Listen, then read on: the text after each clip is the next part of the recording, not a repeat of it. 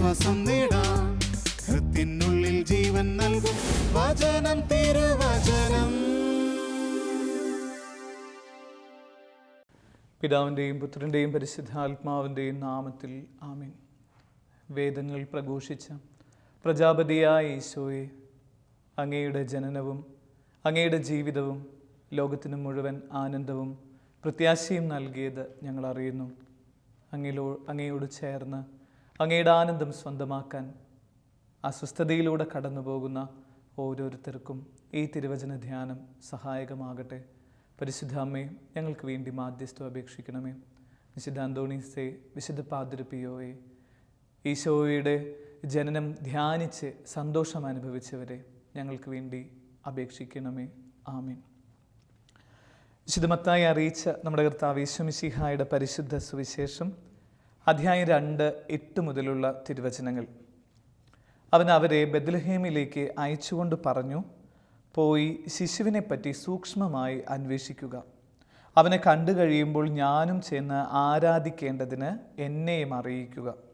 രാജാവ് പറഞ്ഞത് കേട്ട് അവർ പുറപ്പെട്ടു. കിഴക്ക് കണ്ട നക്ഷത്രം അവർക്ക് മുമ്പേ നീങ്ങിക്കൊണ്ടിരുന്നു. അത് ശിശു കിടക്കുന്ന സ്ഥലത്തിന് മുകളിൽ വന്ന് നിന്നു. നക്ഷത്രം കണ്ടപ്പോൾ അവർ അത്യധികം സന്തോഷിച്ചു. മിശിഹായിൽ ഏറ്റവും സ്നേഹം നിറഞ്ഞവരെ, ഈ ദിവസങ്ങളിൽ വിശുദ്ധരുടെ പട്ടികയിലേക്ക് പ്രവേശിച്ച ഒരു പാവപ്പെട്ട അമ്മയെ നമ്മൾ ഓർക്കുന്നുണ്ട്. അത് മറ്റാരുമല്ല, ജീവിച്ചിരിക്കുമ്പോൾ തന്നെ വിശുദ്ധ എന്നൊക്കെ അറിയപ്പെട്ടിരുന്ന മദർ തെരേസയാണത്. മദർ തെരേസയെക്കുറിച്ച് കുറേ കാര്യങ്ങൾ, കാരുണ്യത്തെക്കുറിച്ചൊക്കെ പറഞ്ഞ്, അല്ലെങ്കിൽ മദറിനെ കുറിച്ചുള്ള കുറേ കാര്യങ്ങൾ ദിവസങ്ങൾ നമ്മൾ കേൾക്കുന്നുണ്ട്. പക്ഷെ അതിൽ ഒരു പ്രധാനപ്പെട്ട മദറിൻ്റെ ജീവിതത്തിൻ്റെ ഒരു നിറവ് എന്തായിരുന്നു എന്ന് ചോദിക്കുമ്പോൾ, മദർ സന്യാസ ജീവിതത്തിൽ സന്തോഷം കണ്ടെത്തിയ ഒരു സിസ്റ്ററായിരുന്നു എന്ന് കൂടെ ഒന്ന് വ്യാഖ്യാനിക്കുന്നത് നല്ലത്. പരിശുദ്ധ അമ്മയെപ്പോലെ കാരുണ്യം കാണിക്കാനും വിശുദ്ധരെ പോലെ ജീവിക്കാനും ജീവിച്ചിരിക്കുന്ന സമയത്ത് മദറിന് എങ്ങനെ സാധിച്ചു എന്ന് ചോദിക്കുമ്പോൾ, മദറിൻ്റെ ഉള്ളിൽ ഈ സന്യാസ ജീവിതത്തിൻ്റെ ഒരു സന്തോഷവും ആനന്ദവും അനുഭവിച്ചിരുന്നു എന്നാണ് പറയുന്നത്. അമ്മയോട് മാധ്യമപ്രവർത്തകരൊക്കെ ചോദിച്ചു, അമ്മയ്ക്ക് എങ്ങനെയൊക്കെ ചെയ്യാൻ പറ്റുന്നേ? ഇത്രയും കാര്യങ്ങൾ ഈ എയ്ഡ്സ് രോഗികളെ ശുശ്രൂഷിക്കാനും ക്യാൻസർ രോഗികളുടെ കൂടെ അത്താഴം പങ്കിടാനും ഒക്കെ അമ്മയ്ക്ക് എങ്ങനെയാണ് സാധിക്കണേ ചോദിക്കുമ്പോൾ, അമ്മ ഒരു ചെറിയ പുഞ്ചിരിയോടെ പറഞ്ഞു, സന്യാസത്തിൻ്റെ സന്തോഷം ഞാൻ അനുഭവിക്കുന്നുണ്ട്, എൻ്റെ ദൈവത്തിൻ്റെ കൂടെ നിൽക്കുന്നതിൻ്റെ ആനന്ദം ഞാൻ അനുഭവിക്കുന്നുണ്ട് എന്നൊക്കെയാണ് അമ്മ ഇങ്ങനെ പങ്കുവെച്ചുകൊണ്ടിരിക്കുന്നത്. അപ്പോൾ ഈ മദറിൻ്റെ കൂട്ടത്തിലുള്ള ബാക്കിയുള്ള സിസ്റ്റേഴ്സിനോട് ഈ അമ്മ പറഞ്ഞു കൊടുക്കുന്ന വലിയ വ്യാഖ്യാനങ്ങൾ എങ്ങനെയാണ്?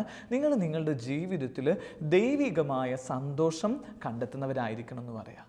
അപ്പോൾ ഈ അമ്മയുടെ അടുത്ത് ചോദിച്ചു, അമ്മയ്ക്ക് എങ്ങനെയാണ് ഇത്ര സന്തോഷം കിട്ടിയത് എന്ന് ചോദിക്കുമ്പോൾ, ഈ മദർ തെരേസ പറയുന്നത്, എൻ്റെ അമ്മ എല്ലാ കാര്യങ്ങളും സന്തോഷത്തോട് ചെയ്തിരുന്ന ഒരമ്മയാണ്. ചെറുപ്പത്തിൽ എൻ്റെ ബാല്യത്തിൽ എന്ന് പറഞ്ഞിട്ട് മദർ തെരേസ പറയുന്നത് ഇങ്ങനെയാണ്, എൻ്റെ ബാല്യം എനിക്ക് ഓർമ്മയുള്ളത് എൻ്റെ അമ്മയുടെ പുഞ്ചിരിക്കുന്ന മുഖമാണ് ഞാൻ ഇന്നും കണ്ടിട്ടുള്ളത്. എത്ര വിഷമങ്ങളിലൂടെ കടന്നു പോകുമ്പോഴും അമ്മ ഇങ്ങനെ സന്തോഷത്തോടുകൂടെ രോഗികളെ പരിചരിക്കാൻ പോണത് ഞാൻ കണ്ടിട്ടുണ്ട്. കുടുംബത്തിൽ പ്രശ്നങ്ങളുണ്ടെങ്കിലും അമ്മ എൻ്റെ കൈ പിടിച്ചിട്ട്, ആഗ്നസ് എന്ന് പറയുന്ന മദർ തെരേസയുടെ കൈ പിടിച്ച് മദറിനെയും കൊണ്ട് അല്ലെങ്കിൽ ഈ ആഗ്നസിനെയും കൊണ്ട് ആതുരാശുപത്രികളിലേക്ക് കൊണ്ടുപോകും. ആതുരാലയങ്ങളിൽ കൊണ്ടുപോയിട്ട് ഈ മോളായ ഈ മദറിനോട്, ആഗ്നസിനോട് അവിടെ ഇരിക്കാൻ പറഞ്ഞിട്ട് അമ്മയായ മദർ തെരേസയുടെ അമ്മ ഇങ്ങനെ ആ പ്രദേശത്ത് മുഴുവൻ ഇങ്ങനെ അവിടെ ഉള്ളവർക്ക് ഇങ്ങനെ സന്തോഷം വിളമ്പി കൊടുക്കും. സുഖമാണോ? ചെറിയ ചെറിയ ചോദ്യങ്ങളിലൂടെ, ഇപ്പോൾ വേദനയുണ്ടോ, ഈശോ നിന്നെ ആശ്വസിപ്പിക്കുന്നൊക്കെ പറഞ്ഞിട്ട് ഈ മദറിൻ്റെ അമ്മ ഇങ്ങനെ അവിടെ ഇങ്ങനെ നടക്കാറുണ്ടെന്ന് പറയുന്നത്. ഇവരെയൊക്കെ ശുശ്രൂഷിച്ച് കഴിയുമ്പോൾ ഈ പരിശുദ്ധ മറിയത്തെ പോലെ ഈ മദർ തെരേസ പറയാണ്, എനിക്ക് എൻ്റെ അമ്മയെ കാണുമ്പോൾ, അമ്മയുടെ മുഖം കാണുമ്പോൾ ക്ഷീണമല്ല തോന്നുന്നത്. സാധാരണ ഒരു രോഗിയെ ശുശ്രൂഷിച്ച് കഴിയുമ്പോൾ സ്വാഭാവികമായിട്ടും തളർച്ച ഉണ്ടാവണ്ടേ? ഇപ്പോൾ ഈ ഒരു വചനം കേട്ടുകൊണ്ടിരിക്കുന്ന നമുക്ക് പോലും ഒരു 5 മിനിറ്റ് കേൾക്കുമ്പോഴേക്കും നമുക്ക് ക്ഷീണം ഉണ്ടാവുക.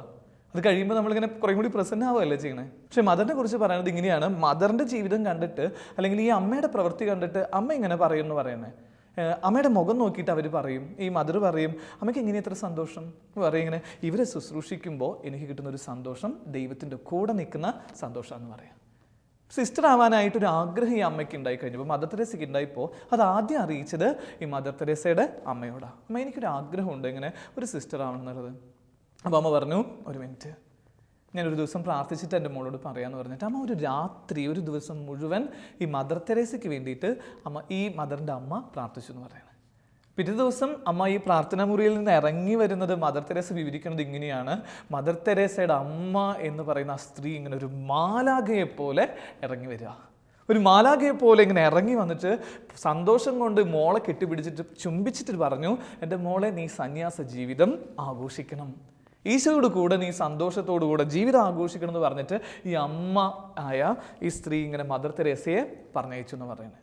മദർ ഇങ്ങനെ എഴുതി വയ്ക്കുന്ന വാചകം ഇങ്ങനെയാണ്, എൻ്റെ അമ്മ എൻ്റെ അടുത്ത് പറഞ്ഞത് ഇങ്ങനെ സന്തോഷത്തോടെ പറഞ്ഞു. മദർ തെരേസ എഴുതി വയ്ക്കുക, കുറിപ്പിൽ എഴുതി വയ്ക്കുക, പരിശുദ്ധ അമ്മയെ പോലെ എൻ്റെ അമ്മ എന്നോട് സന്തോഷത്തോടെ പറഞ്ഞു ഇങ്ങനെ, അവൻ്റെ കരങ്ങളിൽ നിൻ്റെ കൈ വെച്ച് അവനോടൊപ്പം എല്ലാ വഴികളിലും സഞ്ചരിക്കുക, അവസാന ശ്വാസം വരെ സന്തോഷിക്കുക. ഇങ്ങനെയാണ് മദർ തെരേസയുടെ അമ്മ മദർ തെരേസയ്ക്ക് പറഞ്ഞു കൊടുത്ത നല്ല ഉപദേശം എന്ന് പറയുക. ഇത് കേട്ടിട്ടാണ് മദർ തെരേസ പിന്നെ മഠത്തിൽ ചേരുന്നത്, സിസ്റ്റർ ആവുന്നത്. നല്ല സഭ സ്ഥാപിക്കുമ്പോൾ അവരുടെ ഒരു മോട്ടോ പോലെ പറയണത് മദർ തെരേസയുടെ ഈ ചൈതന്യം, സന്തോഷത്തിൻ്റെ ഒരു നിറവ് അവിടെയുള്ളവർക്ക് കൊടുത്തു എന്നുള്ളത്. ഒരു ദിവസം ഇങ്ങനെ ഈ മദറിൻ്റെ ശിഷ്യർ അല്ലെങ്കിൽ മദറിനെ സ്നേഹിക്കുന്ന ഒരു കൂട്ടം സന്യാസിനിമാർ ഇങ്ങനെ ഒരു സ്ഥലത്ത് ഇങ്ങനെ ഹോസ്പിറ്റലിലേക്ക് ചെല്ലുക. അവിടെ ഇങ്ങനെ കുറേ രോഗികൾ, പ്രത്യേകിച്ച് എയ്ഡ്സ് രോഗികളൊക്കെയുള്ള ഒരു സ്ഥലത്ത് നിൽക്കുമ്പോൾ അതിലൊരു അച്ഛൻ ഇങ്ങനെ പോയപ്പോൾ ആ അച്ഛൻ ഷെയർ ചെയ്ത് പങ്കുവെച്ചൊരു കാര്യം ഇങ്ങനെ ഓർക്കുക. അച്ഛൻ്റെ അടുത്തേക്ക് ഈ മനുഷ്യൻ ഇങ്ങനെ വന്നിട്ട് പറഞ്ഞു, അച്ഛാ എനിക്ക് ഈശോയെ കിട്ടണമെന്ന് ആഗ്രഹമുണ്ട്. എന്ന് ചോദിച്ചാൽ അതെന്താ, നിരീശ്വരവാദി ആയിരുന്നല്ലോ താങ്കൾ, എന്നിട്ട് എങ്ങനെയാണ് ഇങ്ങനെ തോന്നുന്നത്? അപ്പോൾ ഈ മനുഷ്യൻ പറയാണ്, ഞാനിങ്ങനെ ദൈവത്തിൽ വിശ്വാസമില്ലാത്ത അത്രയും ആദപതിച്ച മനുഷ്യനോ സിസ്റ്റേഴ്സിനെയോ അല്ലെങ്കിൽ അച്ഛന്മാരെയോ ഒന്നും എനിക്ക് ഇഷ്ടമുണ്ടായിരുന്നില്ല. പക്ഷേ ഈ മദർ തെരേസയുടെ ഗ്രൂപ്പിലുള്ള ഈ സിസ്റ്റർമാർ കഴിഞ്ഞ ദിവസങ്ങളിൽ എന്നെ സന്ദർശിക്കാൻ വന്നിട്ടുണ്ടായിരുന്നു. എന്നെ സന്ദർശിച്ച് കഴിഞ്ഞ് അവരെൻ്റെ അടുത്ത് ഇങ്ങനെ വളരെ പുഞ്ചിരിയോടുകൂടെ സന്തോഷത്തോടുകൂടെ പെരുമാറി കഴിഞ്ഞപ്പോൾ എനിക്ക് എൻ്റെ ഉള്ളിൽ ഒരു നിറവ് എനിക്ക് ഫീൽ ചെയ്തു എന്ന് പറയാം. ഈ നിറവിൻ്റെ ചൈതന്യത്തോടുകൂടെ ഞാൻ ജീവിക്കണം. അതുകൊണ്ട് എങ്ങനെയാണെന്ന് ഈ സിസ്റ്ററിൻ്റെ കൂട്ടത്തിലുള്ളവരോട് ചോദിച്ചപ്പോൾ അവർ മറുപടി പറഞ്ഞത് ഇങ്ങനെയാണ്, ഈശോയുടെ സന്തോഷം കൊണ്ടാണ് ഞങ്ങൾ ജ്വലിച്ചുകൊണ്ടിരിക്കണമെന്ന് പറയാം. എന്നിട്ട് ഈ മനുഷ്യൻ എയ്ഡ്സ് രോഗിയായ ഈ മനുഷ്യൻ, നിരീശ്വരവാദിയായ ഈ മനുഷ്യൻ പറയാണ്, അച്ഛാ ആ സിസ്റ്റേഴ്സ് അനുഭവിക്കുന്ന സന്തോഷം എനിക്ക് കിട്ടാൻ വേണ്ടിയിട്ട് അച്ഛൻ എനിക്ക് വേണ്ടിയിട്ട് ഈശോയെ തരുമോ എന്നിങ്ങനെ പറയാം. എൻ്റെ സ്നേഹമുള്ളവരെ, ഇന്ന് ഈ ഒരു വചനം കേട്ടുകൊണ്ടിരിക്കുന്ന നമുക്ക് സ്വന്തമാക്കാനുള്ളൊരു കാര്യം നമ്മൾ സന്തോഷത്തോടു കൂടിയാണ്. Are you really happy now? വെറുതെ ഒന്ന് നമ്മെ തന്നെ ഒന്ന് ചൂണ്ടിയിട്ടൊന്ന് പറഞ്ഞു നോക്കി, ആർ യു റിയലി ഹാപ്പി? നമ്മുടെ ഓരോരുത്തരുടെയും പേര് വിളിച്ചിട്ട് പറഞ്ഞു, stars are you really happy? ഞാനിങ്ങനെ ഇടയ്ക്ക് ഇങ്ങനെ കിടന്നുറങ്ങാനൊക്കെ നിൽക്കുമ്പോൾ കുറേ കാര്യങ്ങളൊക്കെ ഇങ്ങനെ പോയി രാവിലെ തൊട്ട് രാത്രി വരെ വചനം പറയണോ അല്ലെങ്കിൽ ഷൂട്ടിങ്ങിന് നടക്കണോ, അത് ചെയ്യണോ ഇത് ചെയ്യണോ, ഇതൊക്കെ കഴിഞ്ഞിട്ട് ഞാനിങ്ങനെ സ്വസ്ഥമായിട്ട് ഈശോയുടെ മുമ്പിൽ ഇരുന്ന് ചോദിക്കാറുണ്ട്, ഞാൻ ശരിക്കും സന്തോഷം അനുഭവിക്കുന്നുണ്ടോ? ഇതൊക്കെ ചെയ്യുന്നുണ്ട്, എല്ലാ കാര്യങ്ങളും ചെയ്യുന്നുണ്ട്. മറ്റുള്ളവരുടെ മുമ്പിൽ അങ്ങനെ ചെയ്യണോ, മറ്റുള്ളവരെ കാണാൻ വേണ്ടിയിട്ട് അവരെ കാണുമ്പോൾ ചിരിക്കണോ, അവരുടെ മുമ്പിൽ ഇങ്ങനെ പറയണോ, നിങ്ങൾ നല്ലതാവണമെന്ന് പറയണോ, അവർക്ക് കൗൺസിലിംഗ് കൊടുക്കണോ. After all, are you really satisfied with your life? Are you enjoying the real priesthood? ചോദിക്കാറുണ്ട്.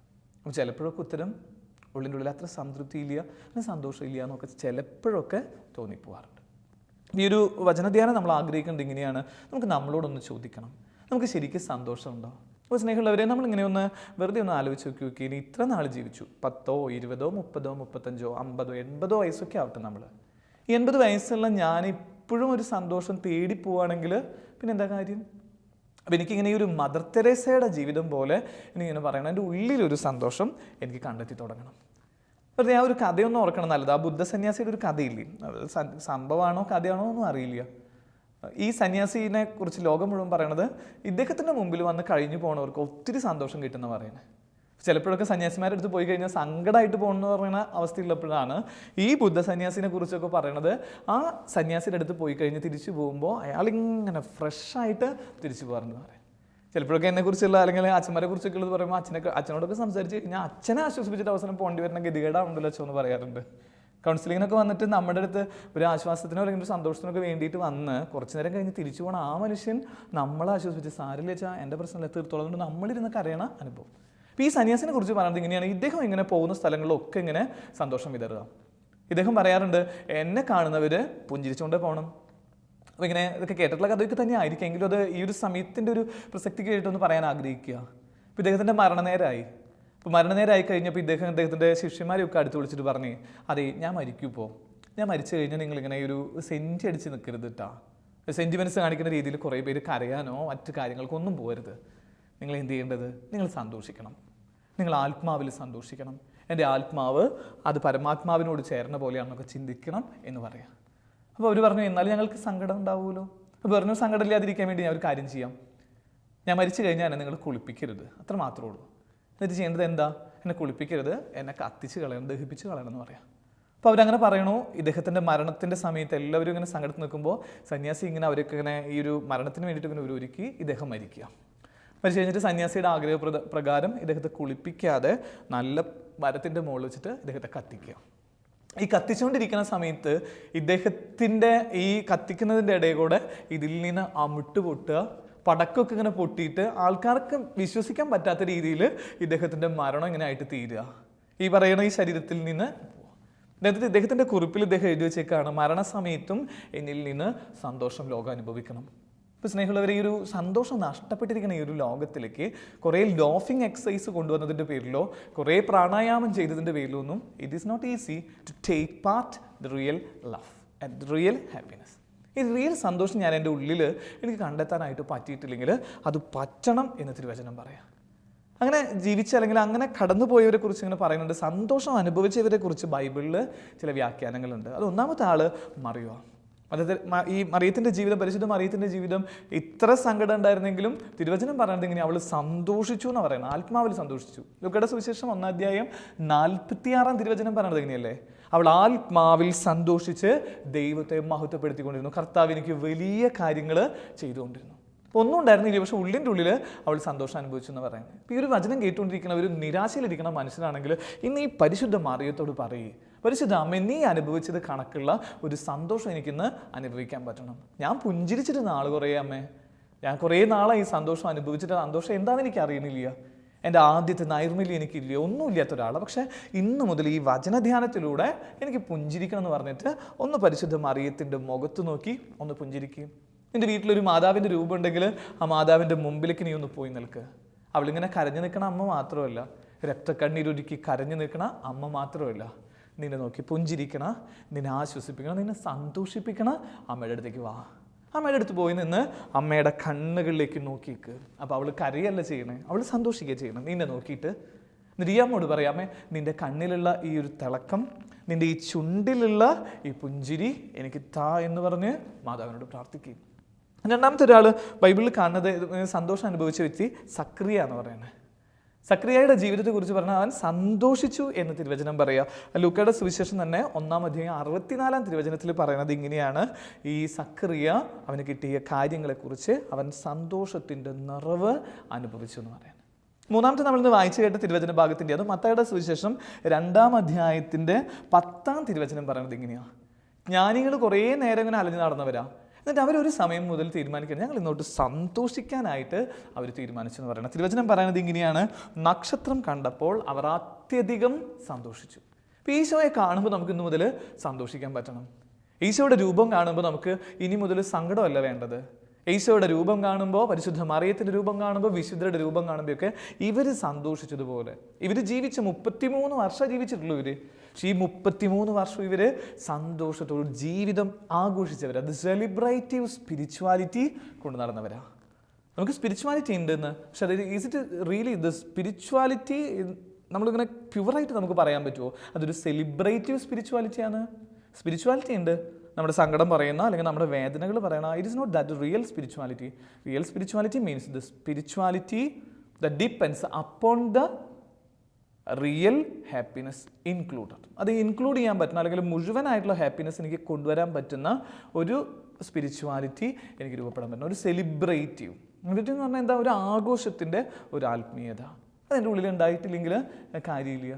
നാലാമത്തെ ഒരു മനുഷ്യനായിട്ട് നമ്മൾ കാണുന്നത് അത് സക്കേവൂസിൻ്റെ ജീവിതമാണ്. സക്കേവൂസ് ചിരിച്ചിട്ടേ ഉണ്ടായിരുന്നില്ല എന്ന് പറയുന്നത്. പക്ഷെ ഒരു ദിവസം അവൻ എന്ത് ചെയ്യുക, ഈശോയെ കണ്ട് അവൻ പുഞ്ചിരിക്കാൻ തുടങ്ങി എന്ന് പറയുന്നത്. ഈശോയോടൊപ്പം ഈശോയെ നോക്കിയിട്ട് സന്തോഷിച്ച ഒരു മനുഷ്യരെയാണ് ഈ 4 പേരിൽ നമ്മൾ കാണുന്നത്. സക്രിയ ആവട്ടെ, മദർ തെരേസയാവട്ടെ, പരിശുദ്ധ മറിയം ആവട്ടെ, സക്കേവൂസ് ആവട്ടെ.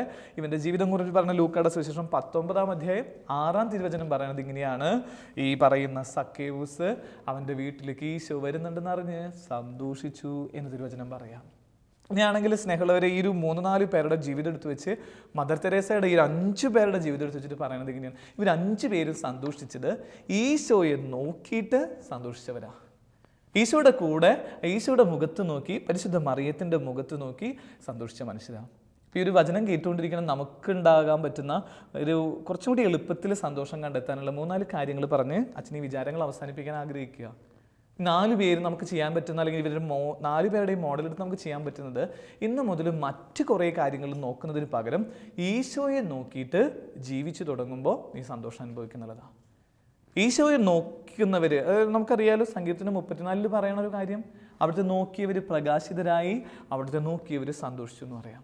ഇന്നു മുതൽ ഈ കുറേ അധികം നേരം ഫേസ്ബുക്കിലും വാട്സപ്പിലും ഒന്നും നോക്കിയിരിക്കാതെ, അല്ലെങ്കിൽ മറ്റുള്ള പലരിലേക്കും നോക്കിയിരിക്കാതെ നീ ഈശോയെ നോക്കിയിരിക്കാനായിട്ട് തുടങ്ങുക. ഈശോയെ നോക്കി തീർക്കാനായിട്ട് തുടങ്ങുന്ന സമയത്ത് കിട്ടുന്ന സന്തോഷം വിവരിക്കാൻ പറ്റില്ല. ഇതെൻ്റെ ഒരു ജീവിതത്തിൻ്റെ ഒരു സാക്ഷ്യമാണ് സത്യമായിട്ടും. പട്ടം കിട്ടുന്ന കാലത്ത്, അല്ലെങ്കിൽ 2-3 വർഷമൊക്കെ ഇങ്ങനെ മറ്റു പലതിൻ്റെയൊക്കെ പിന്നാലെ അങ്ങനെ ഓടി നടന്ന ഒരു അച്ഛനാണ് ഞാൻ. ഏതൊക്കെ കാര്യത്തിന് ഇത് കിട്ടും, ആ കാര്യത്തിൻ്റെ ഒക്കെ പിന്നാലെ, അതിൻ്റെ പിന്നാലെ മാത്രം കണ്ണ് ഒടക്കാതെ അതൊരു മാത്രം എന്ന് പറയുന്ന രീതിയിൽ നടന്നതാണ്. പക്ഷെ 2 വർഷം കഴിഞ്ഞപ്പോൾ കർത്താവ് പഠിപ്പിച്ചു, സ്റ്റാഴ്സ നീ വേറെ എവിടേക്ക് നോക്കിയിട്ടും ഒരു കാര്യമില്ല, അതൊക്കെ ഇങ്ങനെ ചില്ലുകൊട്ടാരം പോലെ തകർന്നു പോവും. നീ കെട്ടിപ്പൊക്കുന്നത്, നിന്നെക്കുറിച്ച് പറയണത്, അങ്ങനെ ഉണ്ടാകുന്ന കാര്യങ്ങളൊന്നും നിനക്ക് സന്തോഷം തരില്ല. ആഫ്റ്റർ നിൻ്റെ ഉള്ളിൽ ശൂന്യമായ കല്ലറ പോലെയായിട്ട് തീരുമെന്ന് കർത്താവ് പഠിപ്പിച്ചതാ. അത്രയും കാര്യങ്ങളുടെ പിന്നാലെ പോയൊരാളാണ്. അതുകൊണ്ട് അത്രയും കാര്യമായിട്ട് നിങ്ങളുടെ അടുത്ത് സംസാരിക്കണേ. സന്തോഷത്തിന് വേണ്ടിയിട്ടുള്ള ചെറിയ ചെറിയ കിണറുകൾ തേടിപ്പോയ ഒരാളാണ്. അത് ഒരു അലങ്കാരികൊക്കെ ആയിട്ട് പറയുമ്പോൾ അതിൽ നിന്നൊക്കെ വെള്ളം കുടിക്കാനുള്ളൊരു ശ്രമം പോലെയൊക്കെ ആയിട്ട്, ഈ വെള്ളം കുടിച്ചാൽ ശരിയാവുമെന്ന് പറഞ്ഞിട്ട് ആ പാവപ്പെട്ട സ്ത്രീ പറഞ്ഞ പോലെ, ഇതിൽ വെള്ളം കുടിച്ചാൽ ശരിയാവൂ, ഈ വെള്ളം കുടിച്ചാൽ ശരിയാവൂ എന്നിട്ട് ഓരോ കിണറിൻ്റെ മുമ്പിൽ നിൽക്കുക. അവസാനം കർത്താവ് പറഞ്ഞു, ഇതൊന്നും അല്ല സ്റ്റാഴ്സാ, ഇത് ഉറവയാ. ക്രിസ്തു എന്ന് പറയുന്ന ഉറവയിലേക്ക് നോക്കി അവനിൽ നിന്ന് ജീവജലം കുടിക്കുക. ആ ജീവജലം കുടിച്ചു കഴിയുമ്പോൾ നിനക്ക് കിട്ടുന്ന സന്തോഷം എന്ന് പറയുന്നത് ഇന്നേ വരെ ലോകത്തിൽ ആർക്കും നൽകാൻ പറ്റാത്ത സന്തോഷം എന്ന് പറയുന്നത്. അപ്പോൾ ഈശോയെ നോക്കുക എന്നുള്ളതാണ് സന്തോഷത്തിൻ്റെ ആദ്യത്തെ കുറുക്ക് വഴി. അതുകൊണ്ട് ഫ്രാൻസിസ് മാർപ്പാപ്പ പറയുന്ന സുവിശേഷത്തിൻ്റെ ആനന്ദം എന്ന് പറയുന്ന ആ ഒരു ഇത്രയും വലിയ പ്രബോധനം എഴുതി കഴിഞ്ഞിട്ട് അദ്ദേഹം പറയുകയാണ്, ക്രൈസ്റ്റ് ഈസ് ദ മോഡൽ. ക്രിസ്തു ആ മോഡല്. അത് കുടുംബത്തിൻ്റെ ആവട്ടെ, അതല്ലെങ്കിൽ സഭയുടെ ആവട്ടെ, സന്യാസത്തിൻ്റെ ആവട്ടെ, ദാമ്പത്യത്തിൻ്റെ ആവട്ടെ, ഏത് മേഖലയുടെ ആവട്ടെ, കേന്ദ്രം എന്ന് പറയുന്നത്, സന്തോഷം എന്ന് പറയുന്നത് അത് ക്രിസ്തുവാണ്. ക്രിസ്തു കേന്ദ്രീകൃതമായ ജീവിതത്തിൽ സന്തോഷമുണ്ട്. അവനെ നീക്കി കഴിഞ്ഞുള്ള ജീവിതത്തിൽ സങ്കടങ്ങൾ മാത്രം. ഏതോ ഒരു സിനിമ പാട്ടിൽ പറയുന്ന പോലെ, നീ ചിരിച്ചാൽ ഈ കരയ്ക്ക് എപ്പോഴും എന്താ, അത് ഏറ്റവും ചൈതന്യമുള്ള അവസ്ഥയാണ്. നീ കരഞ്ഞാലോ ഇത് പാതിരിയാ. നീ ചിരിച്ചാൽ ഈ കടയ്ക്ക് ഏറ്റവും പുഞ്ചിരി, ഏറ്റവും നല്ല അനുഭവങ്ങൾ. നീ കരഞ്ഞാലോ ഇതൊരു പാതിരിയായിട്ട് തീരുക. നീ ഒട്ടൊന്ന് ചിന്തിച്ചോ, ഈശോയെ നോക്കുമ്പോൾ നിൻ്റെ ജീവിതത്തിൽ ഏറ്റവും നല്ല പുലർക്കാല സൂര്യൻ്റെ അനുഭവം ഉണ്ടാവും. ഈശോയെ മാറ്റിക്കളയുമ്പോഴോ അത് പാതിര പോലെ നമുക്ക് പേടിപ്പെടുത്തുന്ന ഓർമ്മകളുടെ സായസന്ധ്യകളിലൂടെ നിൻ്റെ ജീവിതം തീരും. 1-ാമത്തെ കാര്യം. 2-ാമത്തെ കാര്യം, ഇന്നലെ വരെ എൻ്റെ ജീവിതത്തിൽ കർത്താവ് അനുഗ്രഹം തന്നെങ്കിൽ അതിനെ ഓർത്ത് എനിക്ക് നന്ദി പറയാൻ പറ്റും. ഇന്ന് ഞാൻ ഇവിടെ ഈ ലോകത്തുണ്ടെങ്കിൽ അതിനെനിക്കൊരു കാരണമുണ്ടെന്ന് പറഞ്ഞാൽ അതിൽ സന്തോഷിക്കാനായിട്ട് എനിക്ക് പറ്റുക എന്നുള്ളതിൻ്റെ ഒരു 2-ാമത്തെ കാര്യം. ഇത്ര നാൾ എന്നെ കർത്താവ് കാത്തില്ലേ, അതിനെ ഒരു ഇന്നലെ വരെ ദൈവം എന്നെ കാത്തതിലുള്ള സന്തോഷത്തോടുകൂടെ ഇപ്പം ജീവിക്കാൻ പറ്റണം. ഇന്നലെ വരെ ദൈവം എനിക്ക് ചെയ്തു തന്നില്ല എന്നുള്ളതിനെ കുറിച്ച് ഓർത്തല്ല ജീവിക്കേണ്ടത്, മറിച്ച് ഇന്നലെ വരെ, അല്ലെങ്കിൽ ഈ ഒരു സമയം വരെ കർത്താവ് എൻ്റെ മുമ്പിൽ നിർത്തിയില്ലേ, ഇങ്ങനെ ഒരു മേഖലയിൽ ഇപ്പം എന്നെ നിർത്തുന്നില്ലേ, അതെനിക്ക് പറയാൻ പറ്റുന്ന ഒരവസ്ഥയിലുള്ള ഒരു സന്തോഷം നീ അനുഭവിക്കണം. വെറുതെയൊക്കെ ഒന്ന് ആലോചിക്കാൻ നല്ലതാ. ഇപ്പം നമ്മളിങ്ങനെ ഈ ഒരു വചനം പറയാനായിട്ട് നമ്മുടെ കൈ ഉയർത്താൻ പറ്റുന്നുണ്ട്, നാവ് ചലിപ്പിക്കാൻ പറ്റുന്നുണ്ട്. ഇതിനെയൊക്കെ ഓർത്തൊന്ന് സന്തോഷിച്ചേ. അല്ലെങ്കിൽ ഇത് കേൾക്കാൻ പറ്റുന്നില്ലേ? ഇപ്പോൾ ശാലോം ടി-വിയുടെ മുമ്പിൽ നിനക്ക് നിൽക്കാൻ പറ്റുന്നില്ലേ? ഇപ്പം ഇതൊന്ന് കേട്ട് നിൻ്റെ വീട്ടിൽ ശാലോം എന്ന് പറയുന്ന ടെലിവിഷൻ ഉള്ളതുകൊണ്ടല്ലേ നീ ഇത് കാണുന്നത്, അല്ലെങ്കിൽ ചാനൽ ഉള്ളതിൻ്റെ പേരിലല്ലേ? അതിന് നന്ദി പറഞ്ഞേ. അത് കേൾക്കാനും അത് കാണാനും കർത്താവ് നിനക്ക് സാധിപ്പിച്ചിട്ടുണ്ട്. എത്രയോ പേർക്ക് അതില്ല. അതെത്രയോ പേർക്ക് ഇല്ല എന്ന് അറിയണമെങ്കിൽ ഏതെങ്കിലും ഒരു ആശുപത്രിയിലേക്ക് ചെല്ലണം, ഏതെങ്കിലുമൊക്കെ ഒരു തടവറയിൽ ചെല്ലണം. അവിടെയൊക്കെ വേദന അനുഭവിക്കുന്നവരെ കുറിച്ച് നീ ഒന്ന് ഓർക്കണം. കഴിഞ്ഞ ദിവസം ഒരു ചലച്ചിത്രം കണ്ടത് ഓർക്കുക. അതിലിങ്ങനെ ഒരു സുഹൃത്തിങ്ങനെ അവൻ്റെ അമ്മയെ ഇങ്ങനെ കുറേ ചീത്ത വിളിക്കുക, അമ്മ ഫോൺ വെച്ചിട്ട് പോ എന്നൊക്കെ പറഞ്ഞുകൊണ്ടിരിക്കുക. അപ്പോൾ ഇതിൻ്റെ നായക കഥാപാത്രം ഇങ്ങനെ പറയാം, അമ്മേനങ്ങനെ പറയലടാ, അമ്മേനങ്ങനെ പറയല്ലേ. അപ്പോൾ നീ എന്താ അങ്ങനെ പറയണേ? അത് അമ്മ ഇല്ലാണ്ടാവുമ്പോഴാണ് നിനക്കതിൻ്റെ വേദന അറിയുള്ളൂ. എനിക്ക് അമ്മയില്ല എന്ന് പറഞ്ഞിട്ട് ഇങ്ങനെ കരയാ. അമ്മയില്ല എന്നുള്ള കാര്യത്തിൻ്റെ ഒരു അവസ്ഥ അത് വലിയ സങ്കടമല്ലേ? നമുക്ക് ഉള്ളപ്പോൾ അതിൻ്റെ വില അറിയുന്നില്ല. ഇവൻ പറയാ, നീ ഇപ്പം അമ്മേനെ ചീത്ത വിളിക്കണ കേൾക്കുമ്പോൾ എനിക്കിപ്പോഴും സന്തോഷമുണ്ട്. കാരണം നിനക്ക് അങ്ങനെ വിളിക്കൊരു അമ്മയില്ലടാ, എനിക്കതില്ലടാ. അതുകൊണ്ട് അമ്മേനെ അധികം ചീത്ത വിളിക്കലെന്ന് പറയാം. അപ്പം നമുക്ക് ഈ ഉള്ളതുവരെ ഇതുവരെ കിട്ടിയതിനോർത്തേക്ക് ഒന്ന് ജീവിതത്തിൽ ഒന്ന് സന്തോഷിച്ച് നോക്കി. മൂന്നാമത്തെ കാര്യം, ദൈവം എൻ്റെ കൂടെ നടക്കണുണ്ട്. ദൈവം ഇനി എന്നെ വഴി നടത്താൻ തിരുവചനം പറയുന്നില്ലേ, ഞാൻ എൻ്റെ കൂടെ നിന്നെ വഴി നടത്തണ കർത്താവാ. ഈ 3 കാര്യങ്ങൾ മതിയില്ലേ സന്തോഷിക്കാനായിട്ട്? വേറെ എന്ത് വേണ്ടത്? ഏതൊരു ജാമിൻ്റെയൊക്കെ പരസ്യം പറയണ പോലെ സന്തോഷം കൊണ്ട് എനിക്ക് ഇരിക്കാൻ മേലായേ, സന്തോഷം കൊണ്ട് എനിക്ക് ഇരിക്കാൻ മേലായേ എന്ന് എനിക്ക് ഇന്നോട്ട് പറയാൻ പറ്റണം. ബിക്കോസ് ക്രിസ്തു എൻ്റെ കൂടെ ഉണ്ട്. ക്രിസ്തു എന്നെ ഇതുവരെ വഴി നടത്തിയിട്ടുണ്ട്. അവനെ നോക്കി ഞാൻ ജീവിക്കണമെന്ന് പറയുന്ന എല്ലാവരും പുഞ്ചിരിക്കും. ഈ ഒരു ധ്യാനതയെ നമ്മൾ തീരുക, വചനം തീരാനുള്ള സമയം തീരുക. ഇതൊന്ന് കഴിഞ്ഞിട്ട് പോയിട്ട് ഒന്ന് അടുത്തുള്ളവരെ നോക്കി ഒന്ന് പുഞ്ചിരിക്കാനായിട്ട് നമുക്ക് പറ്റട്ടെ. ദൈവം നമ്മൾ അനുഗ്രഹിക്കട്ടെ. പിതാവിൻ്റെയും പുത്രൻ്റെയും പരിശുദ്ധാത്മാവിൻ്റെയും നാമത്തിൽ ആമേൻ.